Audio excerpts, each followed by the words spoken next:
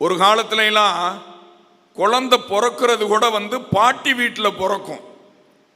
பாட்டி வீட்டில் குழந்தை பிறக்கிறதுனால அந்த குழந்தை பாட்டி வீட்டுக்கு அதிகமாக போகும். இப்போ அந்த குழந்தை பிறக்கிறதே ஹாஸ்பிட்டலில் பிறக்குது. என்னைக்கு குழந்தை ஹாஸ்பிட்டலில் பிறந்துச்சோ அதுல இருந்து தான் நம்ம அதிகமாக மருத்துவமனைக்கு போய்கிட்டு இருக்கோம். இது இயற்கை ஆயிப்போச்சு. உலகம் இன்னைக்கு ஒரு அவசர யுகத்தில் யாரு தப்பு பண்றாங்கலாம் கிடையாது, எல்லாரும் தப்பு பண்றாங்க. அதனாலதான் மகாகவி பாரதி சொன்னார், கல்வியாளர்கள் சூதும் வாதும் பண்ணலாமா கேட்டார். படித்தவன் சூதும் வாதும் பண்ணினால் போவான் போவான் ஐயோ என்று போவான் என்று மகாகவி பாரதி எழுதினார்.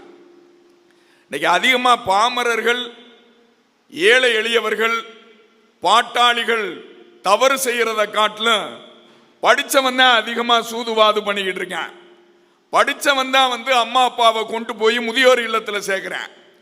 நீங்க படிக்காதவனை பாருங்க, கடைசி வர அவன் கஞ்சியோ கூழோ கடைசி வர அம்மா அப்பாவை வச்சு காப்பாத்தணும்னு நினைக்கிறவன் உண்மையிலேயே பாமரனாகத்தான் இருக்கிறான் என்பது ஒரு பேருண்மை. படிச்சவன் தானே கொண்டு போய் விடுறேன். அதனாலதான் ஒரு கவிஞன் எழுதினான், மனிதர்கள் மிருகங்களை பார்க்க செல்லுகிற இடத்திற்கு பெயர் மிருக காட்சி சாலை. சில மிருகங்கள் மனிதர்களை பார்க்க செல்லுகிற இடத்திற்கு பெயர் முதியோர் இல்லம் என்று எழுதி வைத்தார்கள். நினைச்சு பாருங்க.